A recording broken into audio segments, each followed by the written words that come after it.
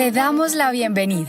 Nos emociona verte y saber que vamos a disfrutar y a aprender juntos. Antes de empezar, queremos contarte que vamos a atesorar los momentos que viviremos juntos a través de fotografías y videos. Al estar aquí, consideramos que estás de acuerdo con que podamos utilizar las imágenes en que aparezcas tú en los diferentes medios y plataformas de Confama. Si prefieres no participar en nuestras fotos o grabaciones, no dudes en acercarte a nuestro equipo.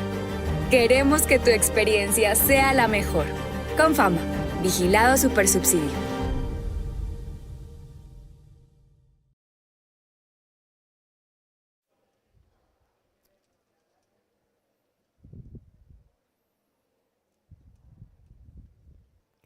Sound test, 1 2 1 2 sound test, testing testing testing. Sound test, testing 1 2 1 2 sound test. Testing testing 1 2 1 2 sound test, testing testing. 1 2 1 2 1 2.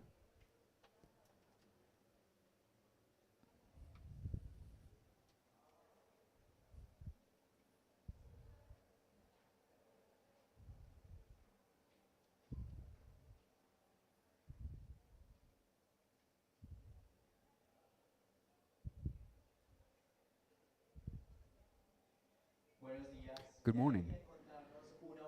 Very happy to see you once again. We are in the third and last day of this international gather of sciences. And we are reflecting for and for Latin America. During these days, we have question, we have imagine, and we have a network of people that help us to think that the present and the future of our societies. It's a pleasure to be with all of you. Yesterday, more than 2,000 people connected from different points of the continent, sharing enthusiasm from the digital channel. They talked about what made sense to them, about the challenges they have, and also about the new questions that they took home. So it's very good, Law, to be next to you sharing this day. We start with methodologies and case studies that show that it was possible actually to design change. We cross the borders between behavioral science, data science, and artificial intelligence. We had fun, we made ourselves some questions, and we closed with a very deep conversation about how to integrate behavioral sciences in our culture, institutions, and the daily lives. And today, we're going to go farther.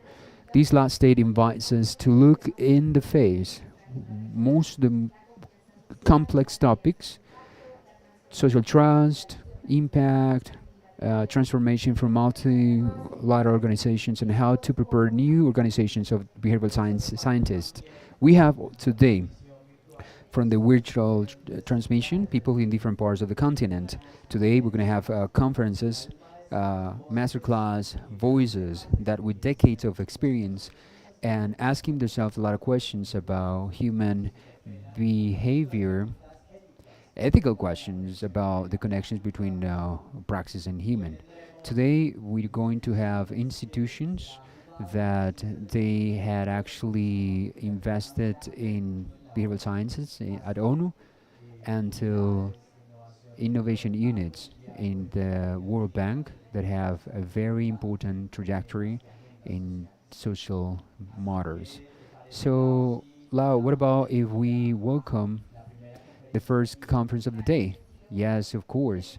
We have the honor to open with one of the referents of behavioral science in the world, David Harper, president of the Behavioral Insights team, known as the famous Notch unit of the United Kingdom. David, what fundamental? So behavioral sciences arrived to the world, and today for the first time we have it in Medellín, and as a matter of fact in Colombia. Since 2010, when he directed the MIT, he transformed it in a governmental unit that escalated the impact of behavioral sciences towards a social enterprise with more than 75 countries being impacted. His intervention has influenced health policies, education policies, tax collection, sustainability, and well-being. And he's been paramount, not only for the government, but also for a lot of different social institutions in the world, could actually escalate and to be able to connect the impact on the other side with the people that are connected to the most complex realities, but also the challenges that institutions have in the 21st century. He was a national consultant in what works from the British government and the first director of research for Government Institute. His legacy combines science, public service, and an empathic and pragmatic approach of human. That's great. So probably many of you know and have used the EAST model. Maybe you ran with a very interesting report, one of the first reports that was very revealing for the applications of behavioral sciences in public policies, which is Mindspace. So probably you have read his book, probably you've seen his name in a lot of different papers, and also in very important books that have made that from the scientific sharing to behavioral sciences become the more for everybody. So a lot of institutions and people can actually transform realities in their places at the local level, but also at the regional level. David Lau, I'm sorry, he's going to talk about how recover social trust. A very interesting visit in Medellín that has gone through a lot of very changes, social transformations, and why that glue trust is important to make sure that behavioral interventions work. Is a privilege to listen to a mind that have demonstrated sensibility and that showed that behavioral science had improved millions of lives. With you, David Halpern.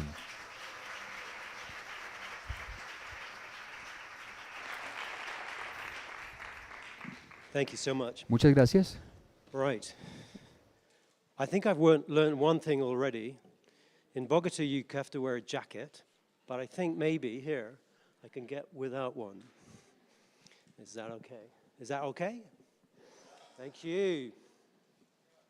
Right, so I'm slightly nervous being with you today because I'm going to try and do something a little bit different. Some of you mentioned Inside the Nudge Unit, spent 15 years trying to do that, but I want to connect the behavioral science to a wider literature, something which I used to work on a lot when I was an academic and before that, which is around social capital and cohesion. And where better to do that and think that than here in Colombia. So here we go. That's the objective. Let's see. Can I get to work? Very good. So behavioral science has done amazing things, including many people in this room, around impacts on interventions to get people to save more or to save the planet or live more healthily and so on. But there are still some really big areas where it's done relatively modest amounts in comparison that really matter. The team, of course, has my own team. I have a bit of trouble with this. I'm going to point up there. Oh, yeah. There we go. Has grown, as you said, across the world, and it's been a wonderful journey to be on to move from something in British government, and of course Washington was doing something similar, then use it in many other places. And we didn't know whether it would work in other places, and it's been amazing to see how much actually we can learn mutually from each other.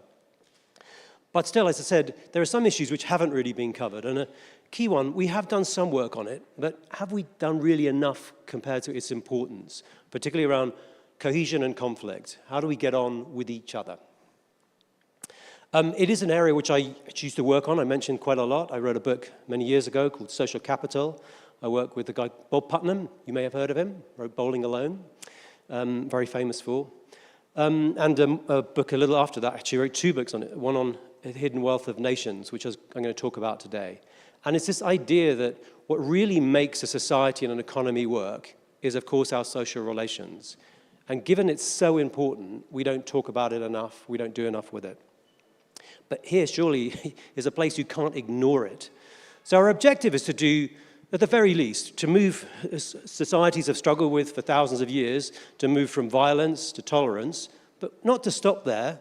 Our ambition, right, is bigger, which is to move not just to be tolerant with our fellow citizens, but to cooperate with them, and even to show solidarity, to care about them, to work together.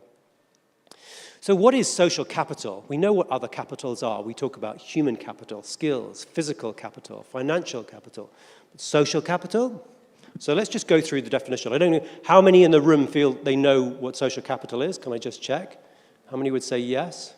A few waving hands. Thank you for your honesty. Very good. So it's like the fabric of connection and tacit cooperation, our relationships, our network.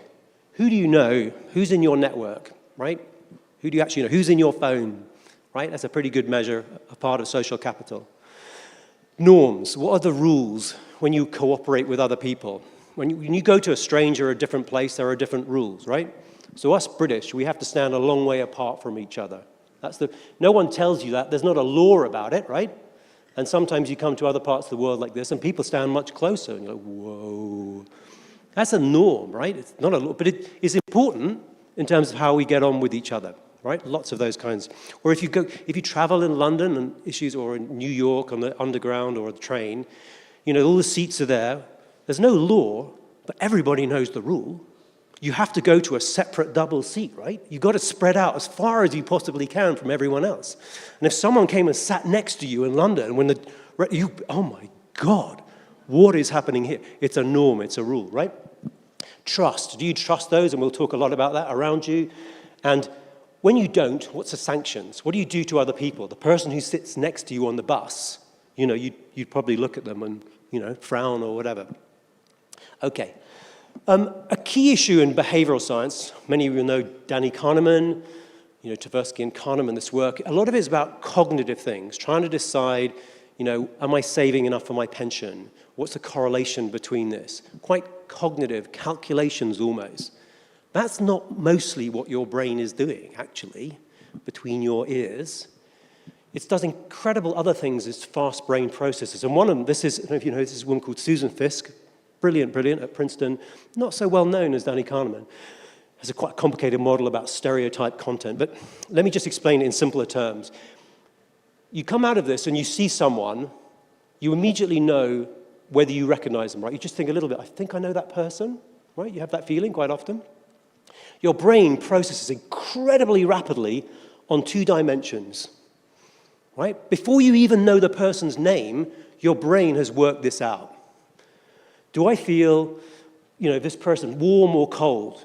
When I see their face, do I feel positive or do I feel negative towards them, right? Incredibly rapidly you get this feeling. You also make a judgment about their competence without you being aware of it, super fast. Why does that matter? Imagine you seeing someone, a colleague at work or whatever, you've got to put them in one of these boxes.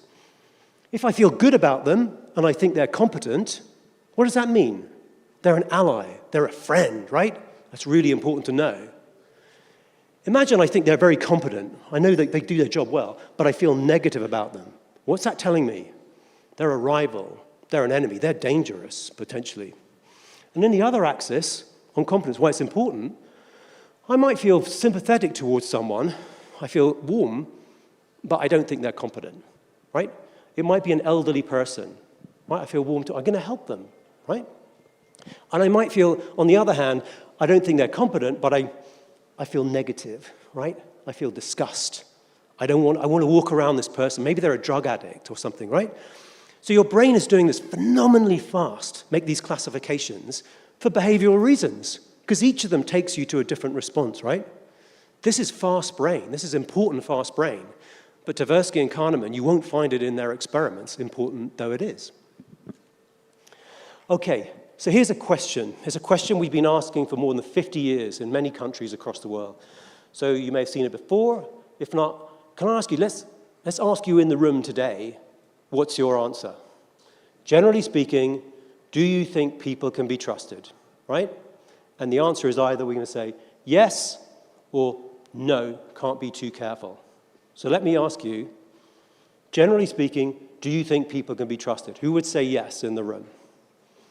Wow. And who would say no? So you are a very strange group, it turns out. Maybe that's why you're here today, right?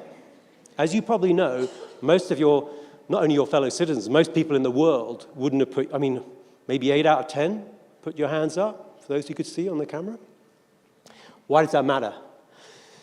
The number for Colombia today in the population who would have said yes, less than 5%.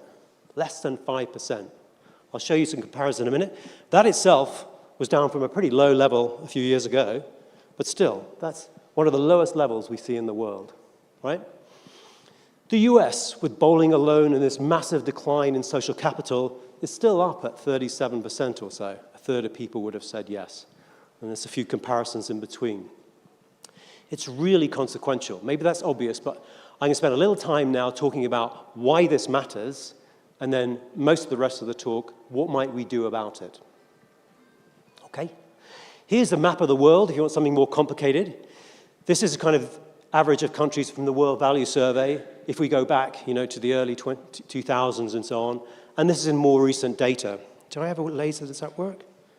I do. Cool. So up here we see, actually Sweden isn't on here, but some of the Nordics are right up here. So 60, 70% of people, right, would say most other people can be trusted. You guys are basically Nordic, right? Congratulations. Actually, we can see some of the Anglo-Saxon countries tend to be grouped around here. A lot of African countries are right down here and always on it. And, you can see, various kind of places, where are they? Here's Colombia, right? Now really low and having fallen, right? It's decreasing. It's not true, because of Bob Putnam's fantastic work, and people are very drawn to America. They think everything's going to shit everywhere. I can say that. It's not true, interestingly. A lot of countries, we see increasing social trust. Interestingly, through COVID. COVID drove increases in social trust in many countries, and in others it drove it down. Right, why does it matter? Now we've got the hang of it. Hope you're in the middle. You know what social capital is now? Very good. You're still not too sure. That's shame on me. It's social networks and trust, right? Okay. Well, it matters because you don't want to live in a world like this. This is medieval Europe, right? People go around, have a lot of fighting, and they fall out, and they actually, with extraordinary levels of violence. But a very well-studied place is Oxford. You ever been to Oxford? Beautiful university? You wouldn't want to go there in 1500. I mean, it was pretty bad. A lot of pretty gruesome things going on. So the most basic thing about social capital is we want to be able to bump into people and think they aren't going to kill us. That would be a good thing to have. As I said, in medieval Europe, that wasn't really true. These are murder rates for a number of countries. If you can see, this is from Manuel Eisner's work from Cambridge. That's Italy, for example, levels, back here in sort of 1500. Here's England. We were relatively civilized. I mean, we were killing each other plenty back here, but by here we're, Here's the Spaniards, who you may remember turn up in this bit of the world around here. Pretty violent back home. Anyway, these are extraordinary differences. So typically we see a 50-fold reduction, 50 or so, in the sort of 500 years. Colombia, as you will know, has a different story. This is much more recent data, but pretty comparable with respect to rates. Because we have Medellín, as you know, it would be up at 250 up here somewhere, now also way down. So take credit for something. It takes Europeans about 300 to 500 years to do this, and you've managed to do it in 30 years. So that's at least positive, right? Of course, there's a lot behind that. So you want to live in a world where you feel those around you can be trusted, you'll be safe. One key thing is humans are pretty violent, and we also organize together. So one of the things about social capital is if there is going to be violence, you definitely want friends. So as you get organized warfare across the world over thousands of years, these armies of thousands of people lined up. If the line breaks, you're finished. You are literally dependent on those people to stand alongside you, right? And so one of the things, just to mention the point, I won't dwell on it, but social capital isn't always a good thing. You can use social capital, right, to organize, do amazing things and organize vaccination or helping the poor, or you can organize it, in order to do bad things. If you want to be a thief, you really want a good network you can rely on to where you can steal your stuff, you can sell it to someone else, etc. So social capital, like other forms of capital, can be used for good or bad. It's not always a good thing. Right, why else do we really care about it? Well, here's some reasons beyond violence. This is that question I just asked you, can most people be trusted, against growth rates. This is just cross-sectional, but you can see there's a very strong relationship between them. And if you build a more complex model, you actually find that social trust is a really powerful predictor of national economic growth rates, right? So that's one reason you should definitely be worried if you're down here. Why is it? Why would social trust be so important to economic growth? Well, think about it. If you live in a world where other people could be trusted and these networks are linked, information flows really much better. That's what makes a lot of markets work, right? Imagine I want to do a deal. We were just having a great conversation about what we could do to fix banking earlier.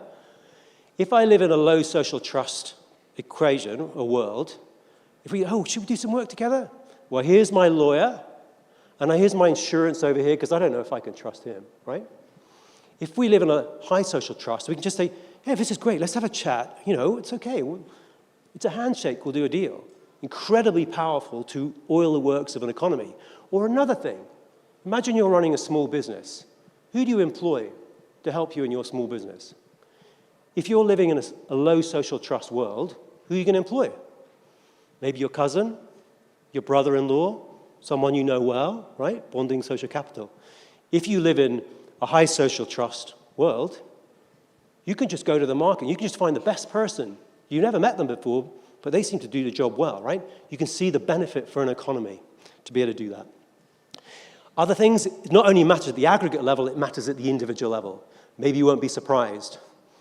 Who's on your phone, who's in your network, is incredibly powerful in terms of what happens to your life. This is data, we've just been replicating some of Raj Shetty's work in the US. This is for the UK. I won't go through in detail, but we've analyzed 6 billion friendships using Facebook data, basically. And then we look out for different areas to see how economically connected. So the rich and the poor in your area, to what extent in their social networks are they connected? See, that's what we're seeing, economic connectedness. We call it a form of bridging social capital. Does it make a difference? Yeah. In America, it almost wipes out everything else. But similarly in the UK, we take out actually, how much you're getting paid. That's important for your future earning. Economic connectedness is an incredibly powerful variable. So in the UK, this is US dollars, about $7,000 a year extra for a young person if they grow up in a neighborhood, not them personally, but a neighborhood with good economic connectedness, right? So it's worth having people, how will you get your next job? A lot of it will be through your networks and your connections. Very consequential. Affects lots of other things too. There's a very famous meta-analysis from Lund Holstad of many studies, health studies, often being quoted, looking at how long you're going to live. When you're going to die. And some of these factors are very familiar about various issues, low physical activity, you should really get exercising, guys. That stuff's important, being, lean rather than obese, etc. But look up here. Well, there's smoking, really, if you didn't know, smoking is really bad for you. But look at this next to it. This is basically measures of social connection or isolation. So this study is often made reference to, right? It's worse to be socially isolated than to have 15 cigarettes a day. And by the way, a lot of people smoke a lot more than them anyway, So it's really powerful. Or if you want another example, I assume people in Colombia also get colds. Do you know, is that only Britain? We get colds all winter? Your runny nose, etc. So lab studies trying to work out by Cohen, if you expose people to a virus like the cold, a lot of people don't develop it, right? If we stick this cold up your nose, you won't necessarily develop all the symptoms. What is the best predictor of if we expose you to the virus and yet you don't get sick? It's not vitamin C. You can guess what it is. Social connection. If you can answer yes to the question, there's someone who loves me, or if I'm in trouble, someone would support me, you're much less likely, exposed to a virus, to get the cold. Literally, your body is working better. Has effects on other areas, I won't go through it, educational attainment, crime, of course, etc. And actually, the performance of government itself. I mentioned him earlier. This is Bob Putnam, amazing figure, in his Hatchie home in Frost Pond. And before he did Bowling Alone, oh, man. Oh, what is going on here? Okay, he wrote this book, actually, called Making Democracy Work, which was Italy. If you remember on that early graph I showed you, that one in Europe with a really high line, that was Italy, right? Italy was super violent in 1500. So he's trying to do this. Let me just check. How many people know this work? Would anybody in the room, Making Democracy Work? How many of you know Bowling Alone? Have you heard of Bowling Alone? Yeah, okay. You guys need to read more. It was a study done in 1993. It was published. And he was trying to do, it was a really interesting but quite obscure thing. Italian government had introduced to it this new layer of government, of regional government. And so he was trying to explain or for these 20 regions, which ones are performing better, and what explains why this region, right, or this city, you can imagine in Colombia, there's a little bit of competition, I notice, which city, which region is doing better. So he's doing this for Italy. Is it the policies of the government? No. Is it their tax? No. All the kind of things you might imagine, the structure? No. What matters, what explains the difference between the different regions? The level of civic society. So literally the number of people who go to choral societies or take part in groups or clubs, that predicts the performance of government. Why would that be? Again, it's probably obvious if you think about it. Much easier to run a government if you've got good citizens who like each other, right? Hey, we'd like you to pay some more taxes. Yeah, sure, we'll do that. Would you recycle? Yeah, okay. One of the key questions will be, why would I recycle or pay taxes if I don't trust my neighbor to do the same? So it turns out social capital, incredibly powerful predictor of the performance of governments too. Right, very briefly, I need to move a bit faster. Does it affect your well-being too? Yes, guess what, it does. Here's another graph. This is log print of income. This is your life satisfaction using the Cantrell scale, which is 1 to 10. And thank goodness, there's a really strong relationship. When countries get richer, they get happier. Good news. Let's have a look at a group of countries in this region. You can actually see here is, this is from, I've gone back now to 2015 for a second, and here is Colombia in there. But notice two things. The Latin American, Central American countries, for their given level of income, are surprisingly happy. But when we're running analysis on it, we have to put this special variable, this weird Latin American thing extra, which is they're way too happy for what they're supposed to be. That's good, interesting. Let's just fast forward 10 years, by the way. Let's watch carefully. Let's see what's happening. So again, you see that actually even stronger pattern, this very strong Latin American, Central American group. Notice, by the way, Colombia, now at the bottom of the pile there. For reference, I just put some other countries to see how things move around. You'll see in a second. This is the movement over time.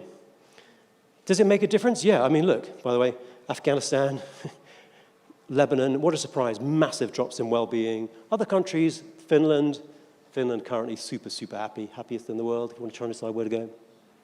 But look at these movement in here. So for example, here, Colombia is getting richer, and yet life satisfaction's falling, right? What's going on? Well, you can tell me, but you can guess why I think some of this factor. This is if you try and decompose it. This is from the World Happiness Report. We can explain basically 3/4 of the kind of differences in life evaluations by a very small number of 6 variables. Here they are. How wealthy you are, I already showed you that. Social support, massive factor. Freedom to make life choices, you can see how coming in for Colombia is the next biggest contributor, not always true for other countries. Healthy life expectancy, yeah, be healthy, be happy. Perceptions of corruption, not so good. Generosity. This question here, this is a question a bit like I was saying for do you get flu? If you were in trouble, do you have relatives or friends you can count on to help you? So that's different from the do you trust people in general, right? People in Colombia generally say, yes, I've got someone who can help me. I just don't trust those people over there, right? Or you want a comparison? I said Finland, there's the happiest. How do they do it? Well, look, you're seeing better on most things, basically. What a surprise. I'll let you look at that in detail. So if we build a full regression to explain happiness, now we're using happiness, put in all we can to explain as much as we can, look what's top of the pile, folks. Social support. Do you think there's someone else who can help you? Right? Other things important, freedom to make life choices. Yeah, income's in there too, and we see some other things you'd expect, university degree, generosity, actually. At the other end, look, what's bad? Health problems, what a surprise, being unemployed, perceptions of corruption. But still, look at that, right? So, we've seen some of the stuff that's important, but what can we do to change it? Well, one of the arguments often made, and in fact, one of the criticisms of Bob Putnam's famous study of Italy, because basically, in crude terms, the north is high social capital, doing very well. The south is not, right? It's got strong bonding capital, but not other kinds. And similarly, and so one of the arguments is, well, why does that happen if we take Italy? 1,000 years of history, keep getting invaded, so on and so on. You learn, well, we don't trust outsiders because they come along and cause trouble, etc. So one of the arguments is, well, you better change your history. That's kind of a tough gig, isn't it? If you could just go back 500 years, maybe change things a little bit, what was going on back there, you know. Right, well, there are other things to do. So I'm going to rattle through them on 3 levels, so-called micro or individual things, things you can do, sort of community level things, and then national level things. I'm aware of the time, so if someone wants to shout at me at a certain point, but otherwise I can keep going. So I'm going to examples from across the world. This is a wonderful piece of work done by the team, actually, who could wave. Where are you? Can I just see you guys? Look, they're sat together. See, they're a bonding social capital in action. They're all there if you want to catch them. Which is, well, what can you do to build social capital? So this is for women, businessmen. They may not be as connected. So how can you build their confidence, build their connections, build their social capital? An intervention essentially to do that. Does it work? Yeah, it works actually pretty well in terms of the additional relationships, etc. Now we know the power of these relationships. Really important. Here's another really simple one for some people. I mean, I noticed one thing about Colombian. You're all very sociable as far as I can tell. I obviously have a disability, which is called being British. So I find it a little bit awkward to interact with normal people. Hence the distance, all the rest of it. So this was a massive program where after COVID, we had to get kids who had fallen behind because they hadn't been in school. So we paid billions, basically, to build this tutoring program for people to go and give, okay, what happens? You're a 15-year-old kid, and this boring old teacher turns up, how does that go? So the intervention is a very simple one, and what we basically do is we just say, why don't you just take 5 minutes before, you and the student, and you just ask a few questions about stuff you're interested in, like, do you like football? What is your favorite food? Pizza? Most people? Whatever, you can imagine what your hobbies. So you don't have to ask very many of those questions, and guess what? It turns out, oh my God, you like pizza too, or you like football too. So it's basically a very simple icebreaker.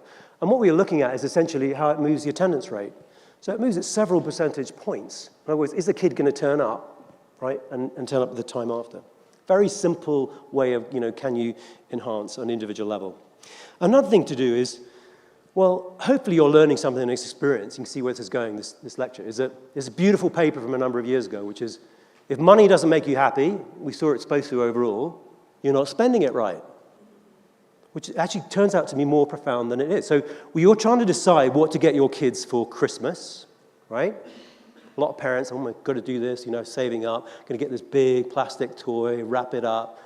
5 seconds, the wrapper's off. Is like, yeah, what next? What should you spend your money on? It turns out we're very bad at predicting it. Humans mispredict what will make them happy, and those of others. So here's a very quick summary of some of this work. If you're buying presents for anyone, write this down. What not to get? Electronic goods, material, other, blah, blah, home goods. You're like, oh, God, I'm going to get that new fridge, that new whatever TV. Oh, I'm going to be so happy. New car. What really makes a difference is basically experiential goods, right? You can see the one up here, outdoor activities and recreation, even more if you do them with other people. So you're trying to decide what to get to your kid. To go back to this problem, you don't need to necessarily buy them that great big new toy or PlayStation. You should try and think of something which would be an experience, right? By the way, which you might even do in the future. I'll give you a real example. After reading this literature of my son, I'm like, I know he's getting into Formula One. Anyone watch Formula One? What an odd thing, drive around very fast in circle. But anyway, my son's into it. So why buy tickets for the Formula One? It's not for months and months away, right? So you now got months to look forward to it. We then do it together. We do this thing, and we still think about it now, right? That would be an example of an experiential good. That's what you should get your kids, not necessarily Formula One. Here's another last one before we move on. In the data, a really powerful thing about this social trust question. Across countries, we see this. One of the really very striking things is that people who go to university generally end up with 2 or 3 times the level of social trust, right? And other measures of social capital. Is that obvious? Is that not? Also, when you look at who does or doesn't, one of the things is, do you think about at university, fine, you might be a more advantaged background, but you can control for that. You take a whole load of young people from their backgrounds, and you mix them all up in an environment where generally the experience is you can trust other people, right?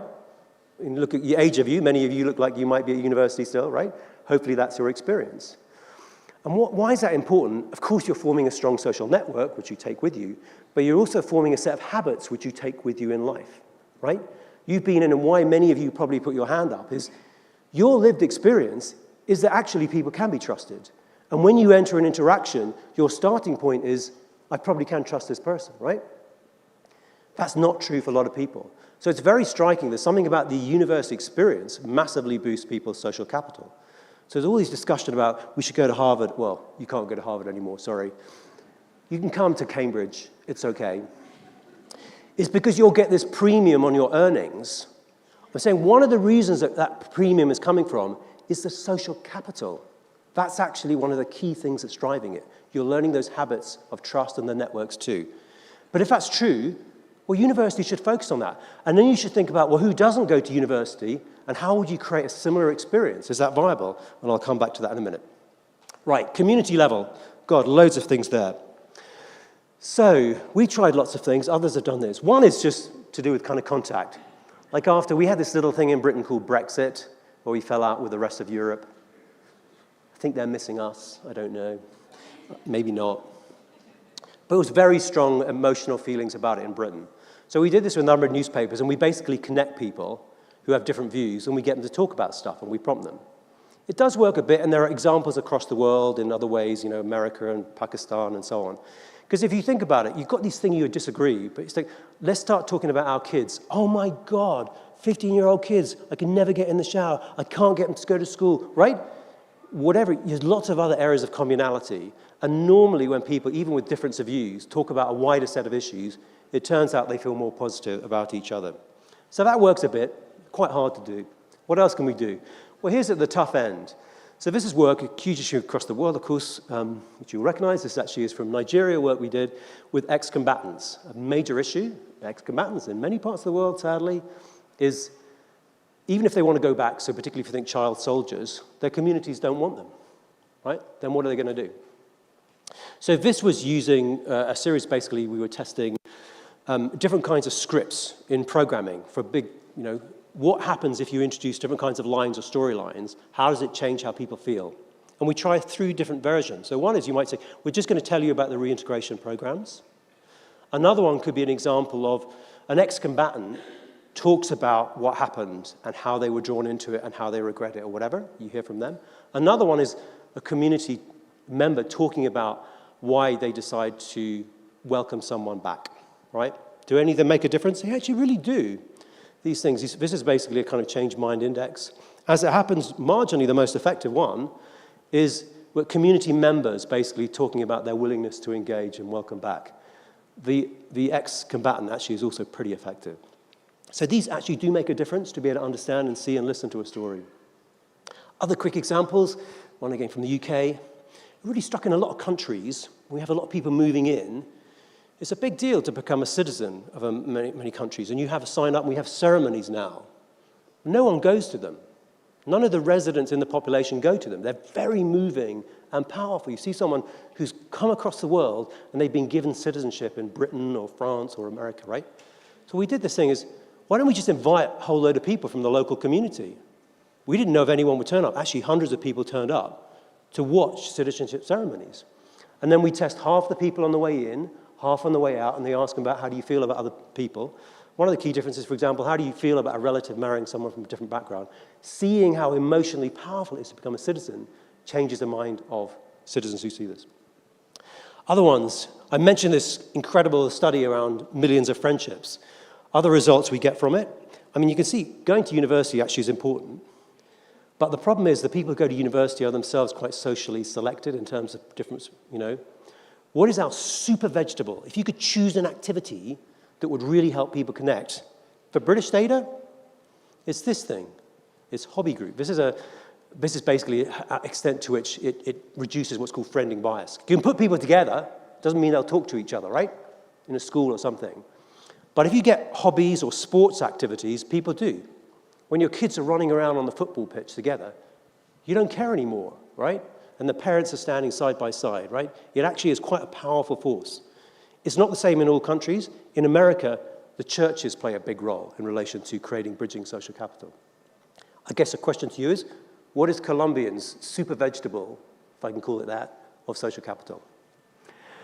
Other quick things that make a difference, the physical environment. Actually, the physical environment, does it create opportunities where you can come together, but you don't force people together? This is a state I worked on many years ago. I won't go through the details, but It's called a Radburn layout.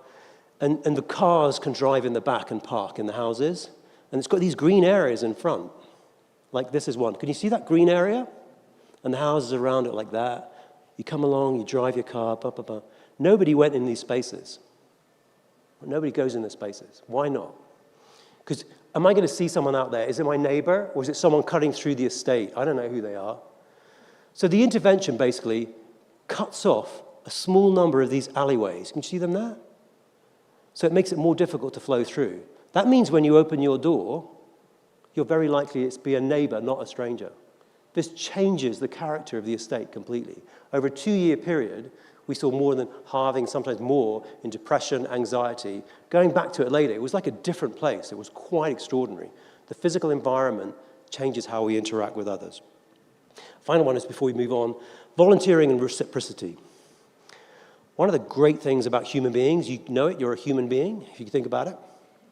You have the economy. We pay people for things, they give it back. There's a different kind of thing, sometimes called the economy of regard. It's much older, and it's based on reciprocity, right? So, I love it here in Colombia and Medellín. It's fantastic. Someone invites me around for dinner. I was like, oh, it's fantastic. What a nice meal. At the end of the meal, I'll take out my wallet and I'll say $50. Will that do it? Is that what you do? Right? It's not what you do, right? Well, no. It's like, it's great. When you're around, come over, have dinner for me. It's reciprocity, right? It's a different dynamic. A really neat thing about your metabolism is how it works. Is when you just help someone else, that actually doesn't make you suddenly feel good necessarily for a lot of people. When you help someone else and they say, thank you so much, or they reciprocate, oxytocin flows through your body and you feel great. It's a brilliant piece of evolution that's built into us, right? We want to reciprocate. We don't want to take advantage of. So programs like this enable not just volunteering, but reciprocity. This is one of my favorite. It's actually one in Baltimore with older people, because Colombia's aging fast. Are older people a problem, or are they an asset? So in this, older volunteers are asked to come together in groups, normally of 6 people. They put them together, and they volunteer for 15 hours a week to go into schools and talk to kids and read to them. It's a beautiful program. Not only, of course, does it help the kids read better, it's often transformative for those volunteers who form a very strong connection to each other. What can we do to encourage reciprocity? Finally, macro, as we get to the end. Well, I said you can't change all of history. Oops. Oh, my God. I'm having trouble with this. Oh, come on. All right. It's your way of getting me to finish.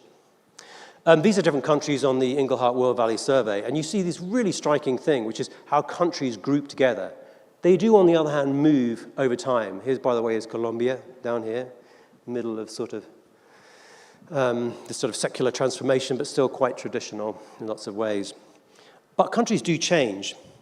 What are the things we can do to choose that?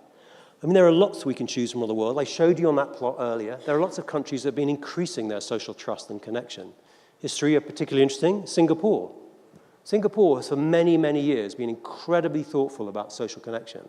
Lee Kuan Yew was the one person who called up Bob Putnam, the one world leader in the 1990s, to say, will you come and talk to me? And he spent 3 hours talking about social capital with Bob Putnam.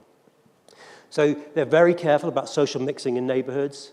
The way they create the so-called hawker centers was done originally for making sure people were well fed. It was a very poor country, remember? Didn't even want to be a country. You have Malays, Indians, Chinese. How would they come together? But also those hawker centers now exist. They're used for dancing, right? You go there and then they clear the tables and people all have dances together, right? They really think about it. Another one, if you look carefully at that plot earlier, I mentioned Sweden. Sweden, people think Sweden, we can never be Sweden. They're just too cool. They'll love each other. Sweden did not used to be like Sweden. It used to be a pretty grim place if you looked at crime and all the rest of it. Really significant changes. For example, the way the law treated people impartially, Bo Rothstein thinks, was key to changing the social capital of Sweden and put it on this very different path. This is Netherlands. Again, you might have noticed doing very well on that plot. Lots of things. They do all kinds of things right. Very impressive that we can learn from. I won't go into detail. A couple of quick examples before I conclude, really. This is a program we set up based on some work elsewhere called National Citizen Service. I mentioned about university, something important. Well, could we do it for all kids? So any 16-year-old kid all walks of life can spend basically time on this program. It's not months, but including a 1 week away together, all different walks of life. And then we also worked on designing the icebreaker programs, right? The design of it. If you're middle class folks, probably many of you are, you'd be comfortable in this group, and your kids would be too. If you come from a poor background, very different, it's much more difficult. So we found these icebreaker techniques where you talk about your life, etc. They didn't make much difference for the middle class kids, but they made a big difference for the kids from disadvantaged backgrounds where they stick around, build their social capital. The other thing, just very briefly, should mention, there's a lot of discussion about, how do we create a bigger we? And I think one of the major areas is how do you create spaces where you are able to come together and actually decide? So deliberative democracy. This is work we did across many countries for Facebook, for Meta. Why should Zuckerberg set the rules? It could be Zuckerberg, or it could be some government. It's like, why couldn't the users set the rules if we get together and discuss? And that's what this program was about. So fantastic examples now across the world about using deliberative democracy, which really enables citizens to come together and they make the decisions. Right, in conclusion, thank you for bearing with me. There's this wonderful old letter from Keynes, the economist, where he writes in 1930, talking about the fact and predicting that we will be much wealthier in the future, our grandchildren. And he's really worried about what we'll do with that wealth at that time. By the way, this is so long ago, his grandchildren are now your grandparents. The world has got richer, including Colombia, right? What do we do with our money? And do we use it wisely or well, like as I showed you? His concern was that people would live like the very wealthy. They would sit in clubs and do nothing. Actually, mostly people haven't done that. They've carried on working, they've wanted to engage and connect. But it's still a pretty big question today. There's this old, actually, I mentioned Netherlands, this is often attributed to the Netherlands. If you don't want to read those regressions on happiness, it's not a bad summary. Want to be happy for a day, get drunk. Want to be happy for a year, get married. To be fair, it's a bit longer than a year. It's about 2.5 in the models. If you want to be happy for a lifetime, plant a garden. Even better, plant a garden which other people can come to, right? So what can we do about this? I've hopefully shown you some of these things. There's a document came out earlier this year, which I wrote with a colleague, Andy Haldane. We think there's lots of things you can do. But there are some things going against us. Just one of the very striking things of modern age with technology, this is for Anglo-Saxon cohorts. When we look at the different cohorts, younger generations, really striking. They have, if anything, higher levels of social interaction. It's certainly not dropped over here. But what we see is the loneliness measures are going up, right? It's the top blue bar. So younger generations having more interaction, but they're more lonely. Like, you can imagine what's going on there. Other things I mentioned, AI. AI, interesting, is doing some very interesting stuff like this, because one of the difficulties when you do these deliberations is that it's very hard to work out what's a consensus statement. Turns out AI is really good at this. You can get all these statements. It's better than humans often at working out what is something we'd all agree to. Interestingly, because it doesn't fall into the traps, right, of the emotional response we sometimes have. So it's really fascinating. We might even be able to harness AI to help us get on with each other. But the biggest thing, I guess, in the end, I just want to, my concluding slide, I mentioned Singapore, which is how do we think about the other? So when Bob Putnam talks about the decline in the US, one of the best ways you can characterize it is if you analyze everything that's written, like in English in the US for the last several hundred years, and you look at the ratio of the word I versus we, right? It does the same thing. If you go back 120 years ago, it was all I. It then becomes a we country. Talk more about we, it's us, it's our children. And then from 1965, it's done nothing but go down. So the question is, how do you create a bigger we? So this is a Singapore program called the Yellow Ribbon program, which I think is a beautiful example. It's designed particularly for ex-offenders. So in Singapore and many countries, you've been an offender. Do the community want you back? Do the family even want you back? And so it's based on, as you might imagine, the song. I was hoping some other people are going to join in now if you want to sing it. Do you know the song? Tie a yellow ribbon around the old oak tree. That's what it comes from. It actually comes from an earlier tradition from soldiers returning from war as to whether their partners would tie a yellow ribbon. And so, if the guy's been in prison, it's my last thing, don't worry.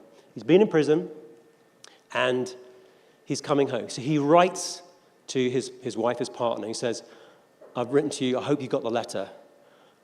I don't know if you want me back. So if you do, I'm going to come back to the road we were on, the oak tree where we met, right? I'll be on the bus, etc. You tie a yellow ribbon on the tree. And in the phrase here, you can see, look, it's been 3 long years. Do you still want me? If I don't see a yellow ribbon around the old oak tree, I'll stay on the bus, forget about us, I'll put the blame on me. Reintegrative shaming. Anyhow, it's quite a sweet song, you don't know? He's on the bus. It's like, oh my God, he can't bear it, right? He says, the bus driver, please look for me, because I can't bear to look what I might see, right? I'm really still in prison. It's a nice ending, don't worry. He's got his eyes shut. He hears the cheering. Everybody on the bus is like, yeah. He opens his eyes. There's 100 yellow ribbons on the tree, right? You welcome them back. The Yellow Ribbon Program is about that. It's using ex-offenders. They raise the money. People welcome back. Employers welcome back. I guess, let me just conclude. What is behavioral science really about, right? Yeah. Can we improve recycling? Can we get you to use less water? Can we save a little bit more? Fine, it's all those things. But it should absolutely be about cohesion. It shows us who we are and the choices that we've got. Do you want to be in a society where people tie yellow ribbons to welcome people back, or they do not? And I'll just give you one stat as I conclude. I said my first time in Colombia, but one of the things people kept showing a few times is who do you want as a neighbor, right? And these numbers, like 25% of people don't want someone who's ex-paramilitary, right? And 34%, a third say they don't want someone who's an ex-combatant in other ways, right? It's really bad. But that is also telling you 75% of people would say, you know what, I'm okay about that. Or 2/3 of people would say, yeah, I'm okay about an ex-combatant, right? Which bit of it do you want to emphasize about your choice going forward, right?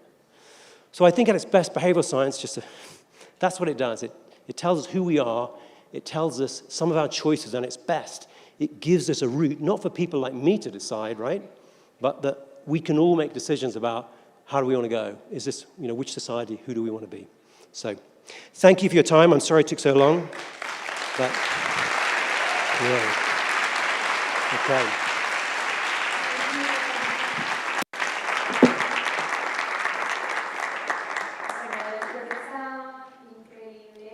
After this incredible conversation with David Halpern, we are now going to allow for some questions. We will be passing some mics around. We have one right there. Can we please get some help?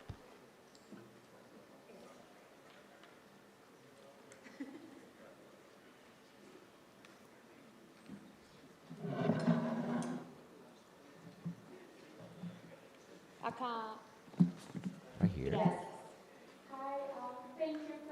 Hola, gracias por tu presentación. I see that a lot of the actions you comment on rely on or depend a lot on people's willpower to take action and to do something about the problem of trust and the broken social fabric we have now. What can we do as brands or as businesses to help build, I don't know if those spaces or to foster those actions, what can businesses do about this? Great, look, a great question. I already took too long, so, some of the Yellow Ribbon Program I mentioned at the end, businesses are key players, right? In many countries, look, who am I to tell you about what to do in Colombia, right? What do I know? But many countries at least have issues with people they're not sure if they like or not.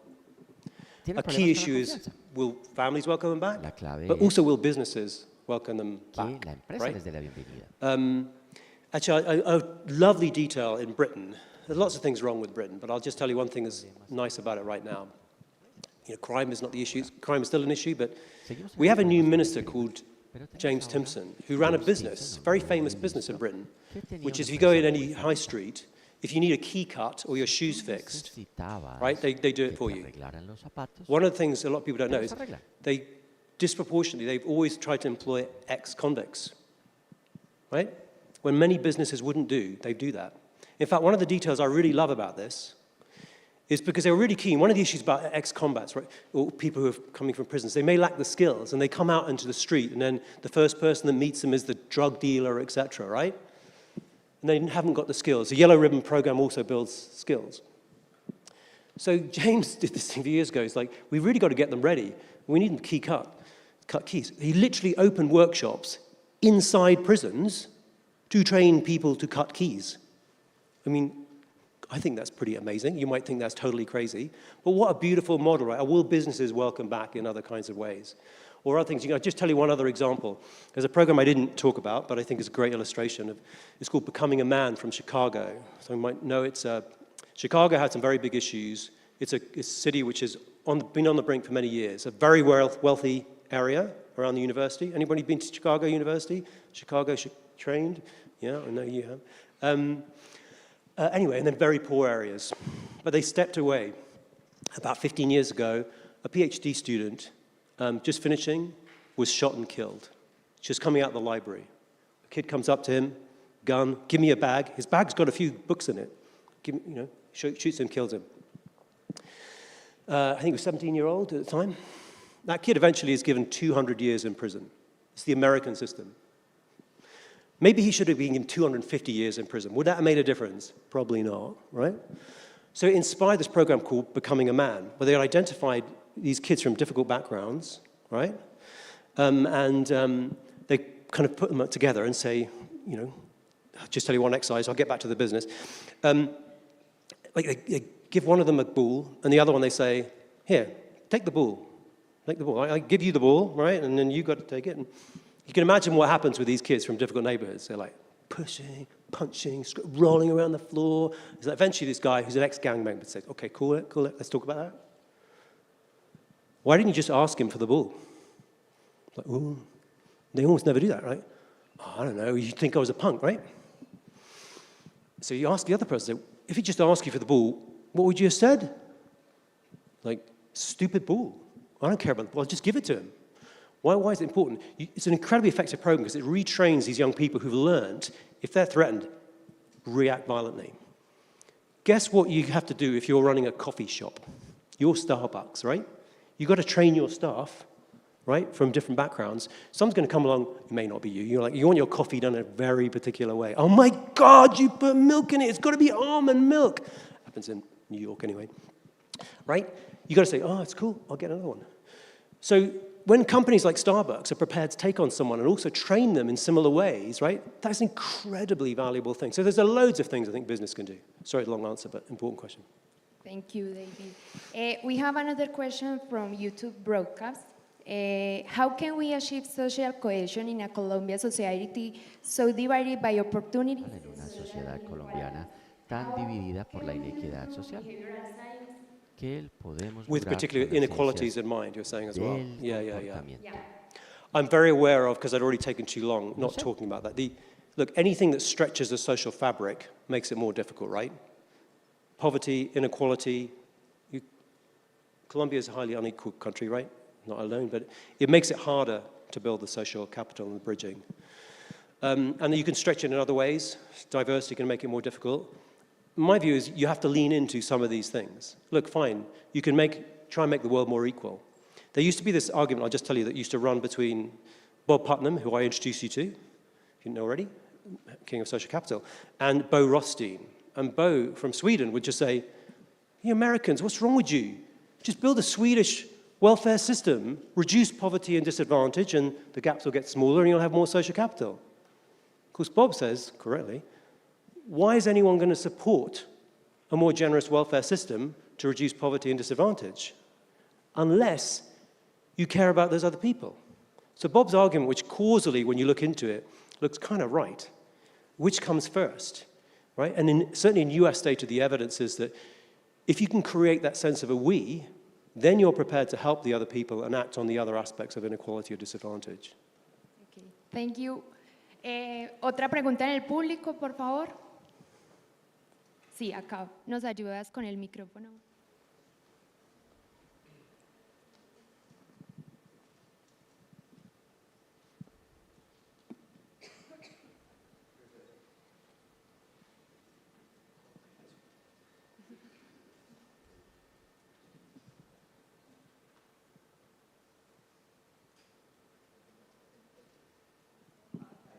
Oh, you good?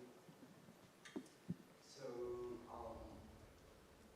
why did you decide to study social cohesion? Like, what happened in your life that, like an anecdote or something?